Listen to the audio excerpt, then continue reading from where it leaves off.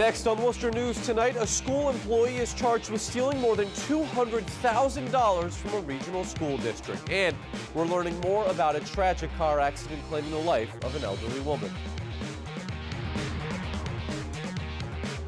Good evening. Thanks for joining us. I'm Tim McCullen. Those stories in a moment, but we begin with the search for Worcester's next superintendent of schools. It's now down to the final 4. Search committee saying 4 internal candidates applied. They are interim superintendent Marco Rodriguez, South High School principal Maureen Benenda, Norbeck Avenue school principal Carrie Allen, and Doherty High School teacher Carrie Mulcahy. On Monday, each candidate will be interviewed for about an hour, where they will give an opening statement, be asked 12 questions by the committee before giving a closing statement. The interviewers will then be followed by a meet and greet at Doherty, where the public will get a chance to interact with the candidates. Members of the school committee we talked with tonight say they are excited about the pool of candidates. I was delighted with the candidates. I really was. You hear rumors of who was likely to apply, who wasn't likely to apply, so you never know what to expect. And people could very well make decisions, of course, right up to the deadline, which was February 29. So I was very pleased knowing some of the individuals and their background as to what they actually could provide to us. I think that's wonderful. It shows that within our system, we have qualified people, we have the best of the best, and I certainly look forward to discussing all of this information on Monday evening. We have 4 very strong candidates, so looking at Monday night, it'll be, I think, a very competitive round for interviews and discussions with the prospective candidates. A final decision is expected March 14th. Well, the Worcester Public Library got a new set of wheels Thursday, and it's going to make picking up a book even easier for kids. The library unveiling Lily, the mobile library. The bookmobile will provide library services to schools and different parts of the city. It will be stocked with more than 5,000 children's books, audiobooks, and DVDs. It will also have e-tablets and a touchscreen computer. A partnership with Quinsigamond Community College and Worcester State University will allow the mobile library to continue its service for the next 3 years. Raise $30,000 annually over the next 3 years to increase literacy rates and give children the gift of reading. So the ability of children to be read to when they're small and to learn to appreciate books and begin to read themselves, it's an invaluable experience. An employee for the Northborough Southborough Public Schools is facing charges related to the theft of more than $200,000. District Attorney Joe Early Jr. says the school district's budget officer, Christopher Hoey, was arraigned on charges including larceny and embezzlement by a public official. The 34-year-old was ordered to be held on $100,000 bail. The DA says the Northborough Southborough superintendent reported the apparent theft, and a forensic audit is now underway. Superintendent Christine Johnson did not comment when we reached her today. Douglas police say this man broke into a Dunkin' Donuts in town last month. Surveillance cameras captured images of the man Douglas police identify as David DeGrasse breaking into the store by entering through the drive-through window. Police say he broke into the store's ATM and cash drawers. DeGrasse is from West Warwick, Rhode Island. Police say he had just been released from prison for previous break-ins. DeGrasse faces numerous charges. Police have identified the woman who died after the SUV she was driving crashed into a school bus. The accident happened in Westborough Wednesday evening. Randy Madison has more details. All of a sudden we heard a big bang and happened to look out the window and noticed the car under the bus. The crash happened near the entrance to Westborough Country Club, where Jack Negocian was working Wednesday night. It was hard to see, Well, it was pretty drastic. Situation. A minivan hit a school bus as it was turning out of the parking lot. Crews rushed to the scene to help while residents looked on. 2 people were heavily entrapped in the vehicle and a 3rd person was walking when we got here. The school bus driver was not injured. I figured it must have been a lot bigger than just a routine car accident, fender bender or something like that. The crash killed the driver, 80-year-old Desiree White of Plymouth.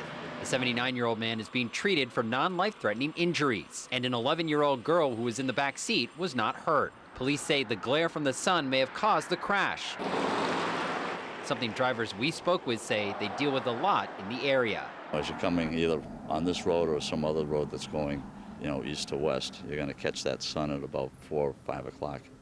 A day later, some debris marks where the crash happened. And always a tragedy when you hear somebody passing because of a car accident. Andy Madison, Worcester News Tonight.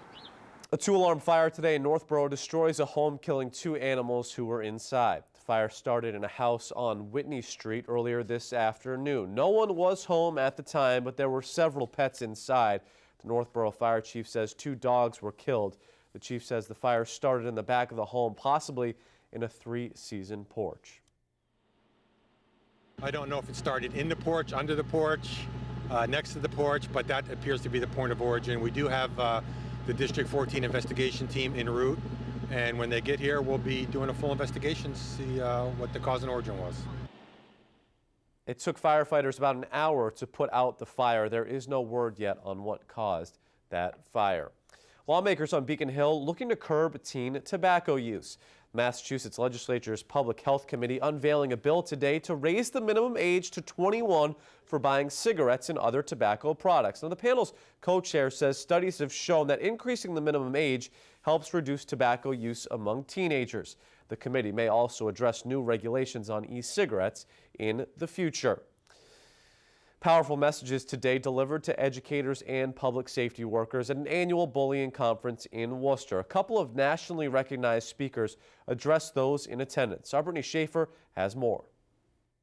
I have a list of over 55,000 that we've lost in the last 7 years to suicide. It's the harsh reality more than 300 educators heard today. North High School hosted the 4th annual Bullying Prevention and Education Conference Thursday, where speakers like Kirk Somali shared their stories. Sign in our pledge card in the White House. Somali has spoken in 42 states in 16 countries. His story hit home with many audience members. My wife Laura and I, we lost our 11-year-old son to suicide a little over 5 years ago because of being bullied. It was really heart-touching because his speech is based on life experience. Dr. Samir Hinduja's work in cyberbullying has been featured nationally. He remembers being bullied as a child and getting into a fight. I remember very vividly my instances of being harassed in different sorts of ways when I was growing up, and so my heart goes out to kids and adolescents nowadays, especially with technology being on the forefront of their lives. Dr. Hinduja says cyberbullying is any harassment being done behind a screen. He says it's the main form of bullying today, and many adults are still unaware because they don't use the same technologies adolescents use. Many of them feel that since they haven't grown up with the technology, they don't know what to do, and there's a lot of fear. And my goal is just to dispel that fear and to equip them. The Worcester Public Schools Safety Liaison, Rob Pizzella, says the speaker's messages were eye-opening. We've got to take a stand, and that we have to make sure that when we witness bullying or we're a part of being reports of bullying, that we have to do something about it. Brittany Schaefer, Worcester News Tonight. Worcester is ranked 65th in the nation in a new list of the best places to live.